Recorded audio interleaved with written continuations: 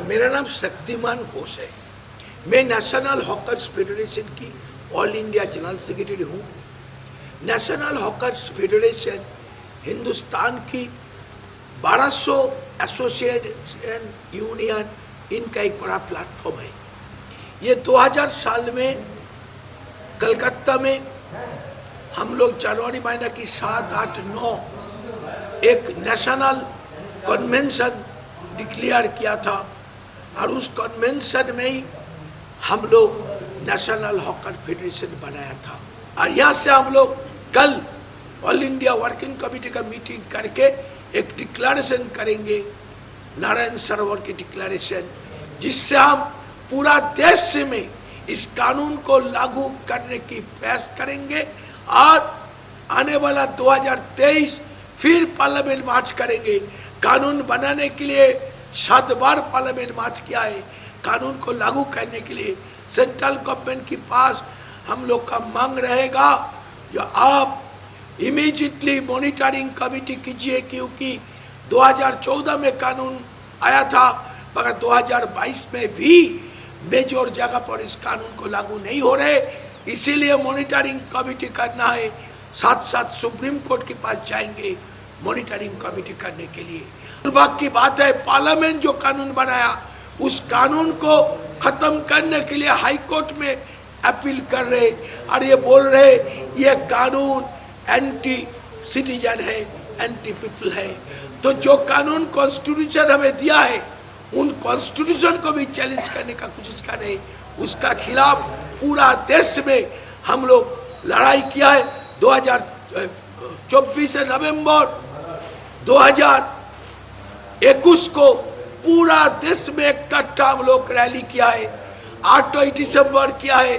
पूरा देश की कोना कोना में कानून बचाओ, संविधान बचाओ, कानून बचाओ, देश बचाओ, ये आवाज से ये चलेगा।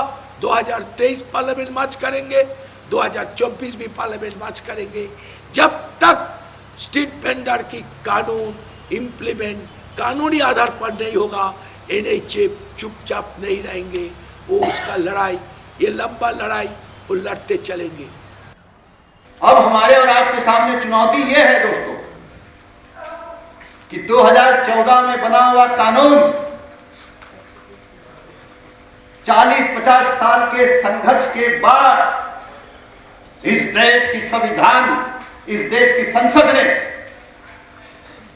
देश के 5 करोड़ जो हॉकर्स है, वो जो वेंडिंग का धंधा है, उस धंधे को, उस व्यवसाय को कानूनी धंधा माना है। उसने इस बात को माना है कि देश की अर्थव्यवस्था में, देश की सामाजिक जीवन में हॉकर एक बहुत निर्णायक भूमिका निभाता है। देश की सत्ता हमको और आपको स्वीकार किया और देखते देखते 2 सालों के अंदर इस देश के तमाम राज्य सरकारों ने इस कानून को लागू करने के लिए नियम बनाया। लेकिन कानून बनकर अब 7 साल हो गए हैं, नियम बनकर 5 साल हो गए हैं।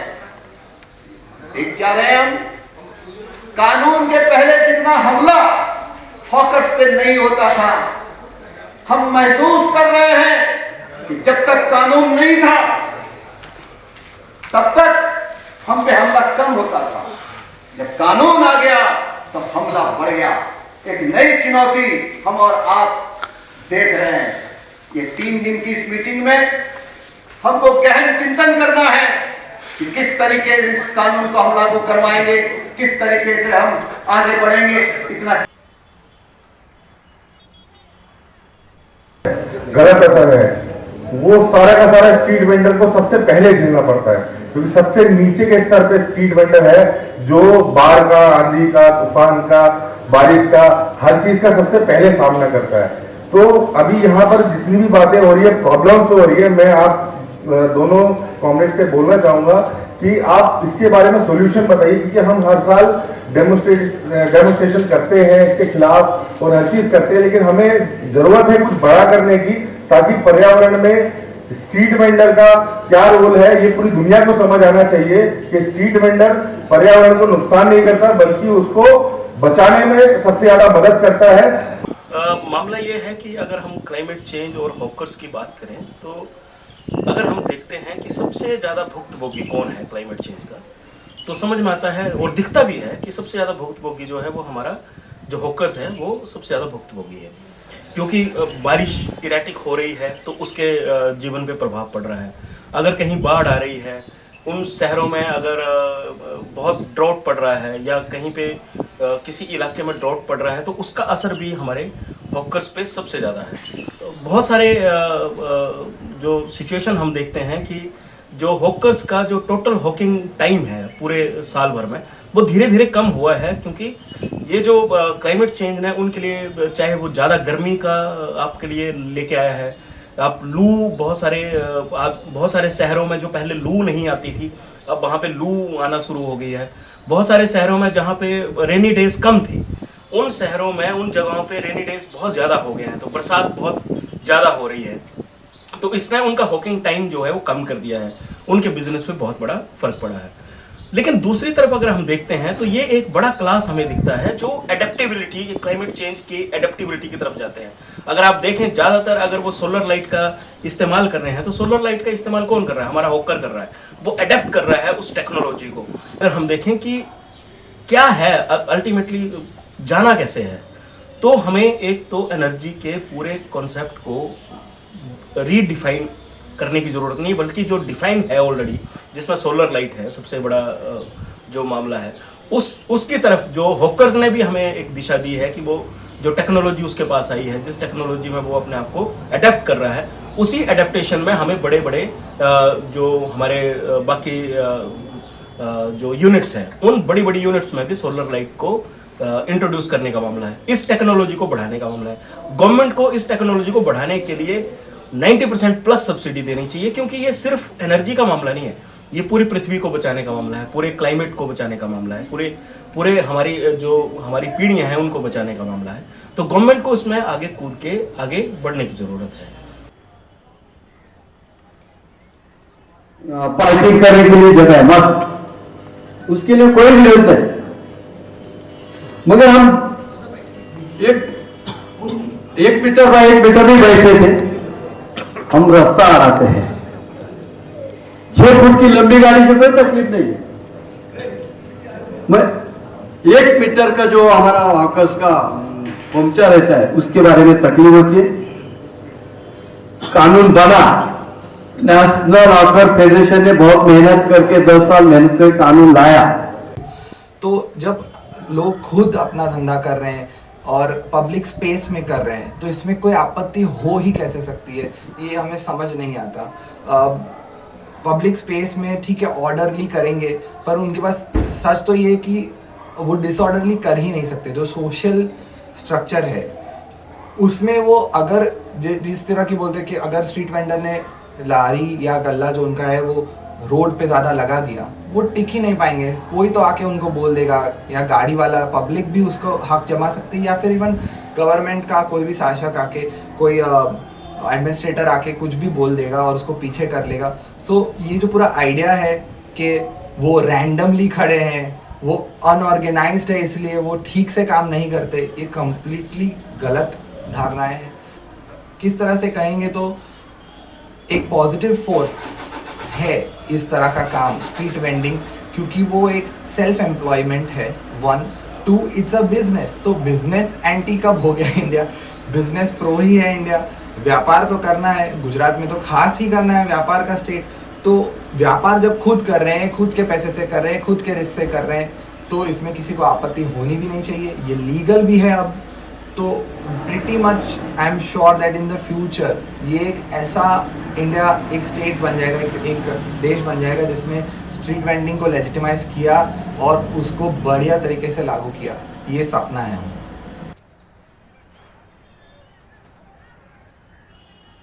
मुद्दे में बात करेंगे कि वेंडिंग प्लान कैसे बनता है, वेंडिंग प्लान होता क्या है, वेंडिंग प्लान अगर हमको बनाना है अपने शहरों में तो हमको क्या क्या मूल चीजें याद रखनी है।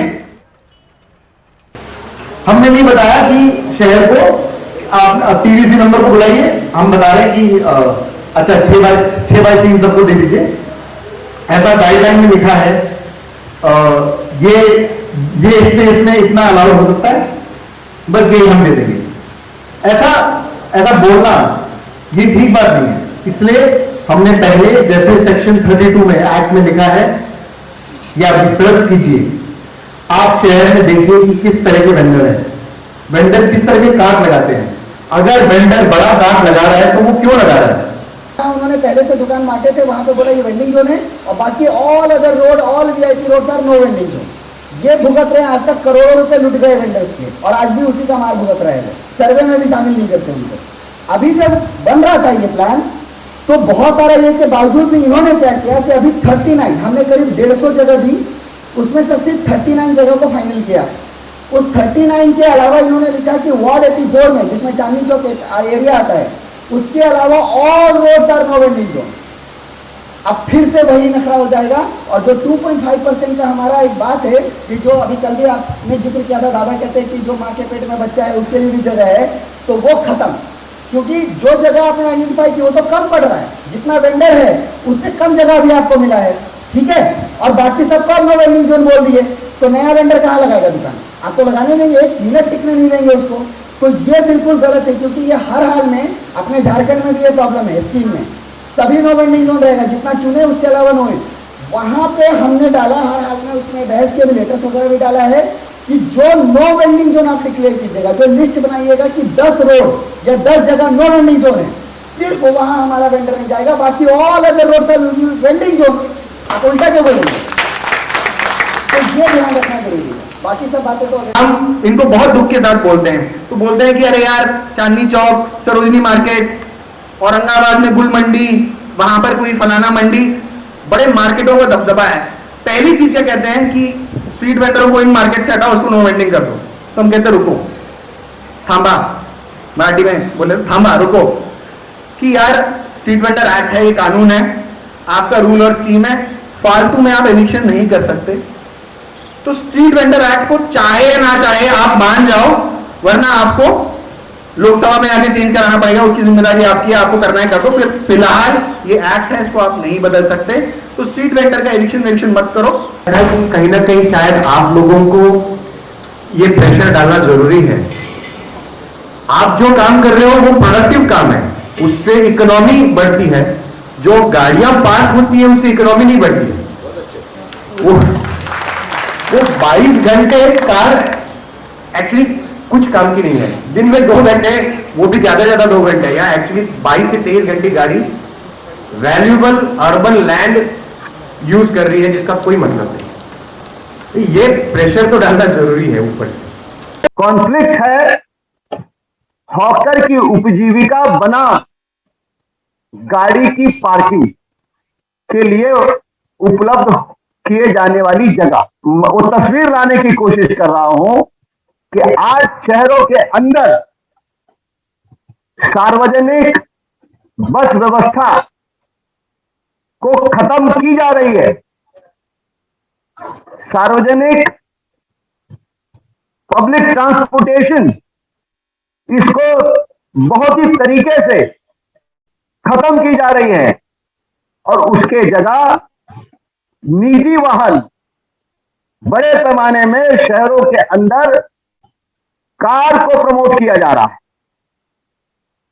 मतलब यह है कि पब्लिक ट्रांसपोर्टेशन जो एक बस में कम से कम 50 लोगों को लेके जाती है, मतलब यह है कि एक कार में एक आदमी जो 150 स्क्वायर फीट की जगह घेर लेता है, तो 550 गुना 150, तो इसलिए सार्वजनिक यातायात को हमको केंद्र में लाना पड़ेगा, और ये कहना पड़ेगा कि शहरों के अंदर निजी वाहनों की सीमा तय करो। उनको प्लानिंग करना नहीं आता, उनको काम करना नहीं आता, ये सरासर गलत बात है। उनको जितना अच्छा प्लानिंग आता है, वो जितना अच्छा काम कर सकते हैं, कोई नहीं करता। 1 फुट और 1.5 फुट में भी काम करते हैं ना। मैं कर लूंगा, मुझे डिजाइन आता है, मैं आर्किटेक्ट हूं, मैं अब वहां नहीं हूं, क्योंकि मैं कितना भी अच्छा डिजाइन करूं, अगर लोग उसको नहीं एक्सेप्ट करेंगे जो एक्चुअली वो यूज करने वाले हैं, तो कोई फायदा नहीं है, वो पेपर पे रहेगा। कागजी डिजाइन होगा, वो करना है तो लोगों से बात करना होगा। सर्टिफिकेट ऑफ वेंडिंग मिले, हमारे धंधे को सिक्योरिटी मिले, तो वो हमारा न्याय है ना। हमको दुकानदार मत बनाओ, वो हम बाद में बन जाएंगे, हमारी अगली पीढ़ी बन जाएगी, वो हमारी ताकत है, वो हम कर लेंगे, उसके लिए तुम मेहरबानी मत करो, ठीक है ना।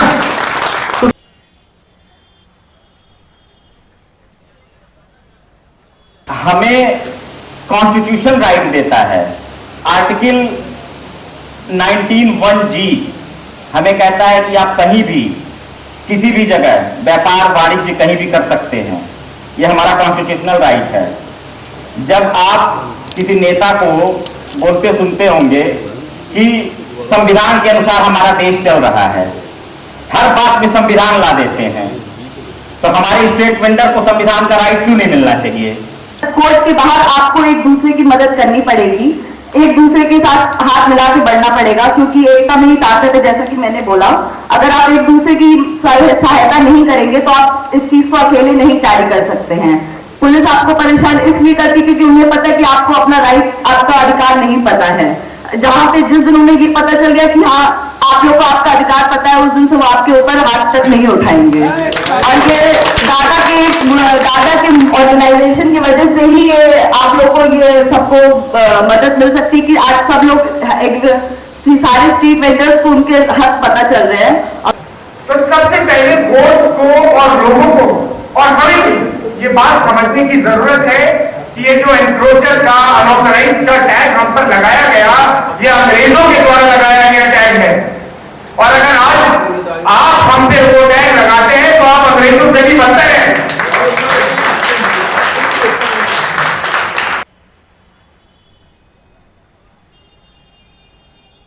चाहूंगा एक होने के लिए आवाज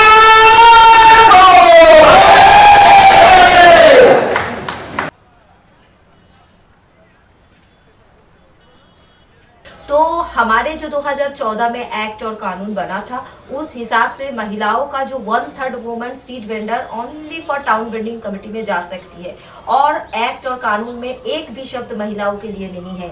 तो हम महिलाओं को इकट्ठा करके all India women hawkers federation की एक रूपरेखा दिया है, और महिलाओं की जो हक है, जो सोशल सिक्योरिटी और उनके जो सामाजिक सुरक्षा में महिलाओं की किस तरीक़ा से और जोड़ा जाए, और सब तो साथ ही ये महिलाओं की जोन के लिए हम लोगों ने डिमांड किया है महिलाओं की मार्केट। अभी लाइवलीहुड मिशन में फुटपाथ दुकानदारों के लिए जो फंड एलोकेशन है, उस फंड के तादाद पे महिलाओं की वेंडर मार्केट वेंडिंग जोन क्यों नहीं बनाई जाएगी। ये प्रयास के साथ हम लोगों ने वुमेन फेडरेशन तैयार किए हैं, और ये डिमांड है सोशल सिक्योरिटी के साथ साथ उनके हक और अधिकार की, उनकी मांगों को लेके वो आगे तक बढ़ते रहेंगे। यही हमारा मेन मुख्य डिमांड है। एक बात किसी ने गौर नहीं किया, हमारे राज्य में जो कॉरपोरेशन आते हैं, कॉरपोरेशन अभी पुलिस तैयार किया है, हर कॉरपोरेशन, तो उस पुलिस में महिला है जो कॉरपोरेशन का पुलिस टीम है?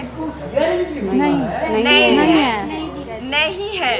तो क्योंकि मैं उस चीज़ को झेला, अभी बोला है कि हम लोग का अधिकार है, जैसे बच्चे रखने के प्रेस के बाथरूम टॉयलेट, ज़्यादा करके जो वेंडर है, ये महिला वेंडरों के लिए बाथरूम के लिए बहुत। आप लोग बिल्कुल मत समझिए कि मैं कोई बंदूक लेके पुरुषों पे खड़ी हूँ, बिल्कुल नहीं। आप बस थोड़ा सा इंतजार कर लीजिए। तो ये जो पिता है, जो पुरुष है, वो इस शक्ति के केंद्र में है। ठीक है, पितृसत्ता इसको कहते हैं परिभाषा के तौर पे। अब मान लीजिए कि जो पितृसत्ता है, ये कोई आदमी ने बनाया हुआ ऐसा वो नहीं है, ये एक दर्शन है, फिलॉसफी है। ठीक है, तो पितृसत्तात्मक जो सोच होती है वो जरूरी नहीं है कि पुरुषों में ही हो। ठीक है, कोई भी पुरुष जो है वो नारीवादी भी हो सकता है, नारियों के बारे में भी सोच सकता है और एक बराबरी वाली सोच भी रख सकता है। ये अपने आप में एक सोच है, वो औरतें भी होती है और पुरुष भी होते हैं। वो तो यार एक इंसानी प्रवृत्ति होनी चाहिए, क्योंकि हम बराबरी जो मानते हैं या किसी का भी सम्मान करने की बात करते हैं, वो इंसान दूसरे इंसान के प्रति जो बराबरी का रूप देखते हैं वो है। मेरे लिए मर्द की पहचान जो है वो सिर्फ हमारा कोई आधार कार्ड या डॉक्यूमेंट होगा जिसमें उन्होंने हमारा मेल लिख दिया, वही है, वरना मर्दानगी घंटा है जिसे वो फर्क नहीं बनाते। जब हमारा समाज जो है इस महिला को जो है दुर्गा और काली और लक्ष्मीबाई जैसे रूप में देखता है, इतनी पावरफुल देखता है और अपने शक्ति के रूप में देखता है, तो आप उसे कमजोर कमजोर कह करके क्यों कह रही है बार बार? वो कमजोर नहीं, इस तरह से दोषारोपण सिर्फ सत्ता की तरफ क्यों लगाया जाता है आपकी तरफ से?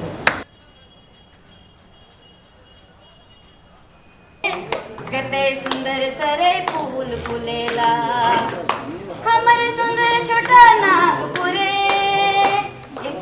सुंदर सरे फूल फुलेला चहकेला चरैया रे, खुद केला हिरनिया रे, काल के ना भैया रे, चहकेला चरैया रे, खुद केला हिरनिया रे, काले बोल दिले संगी, काले छोड़ दिले संगी, आसाम बोटा हरी हरी चाय के बगान, आसाम बोटा हरी हरी चाय के बगान।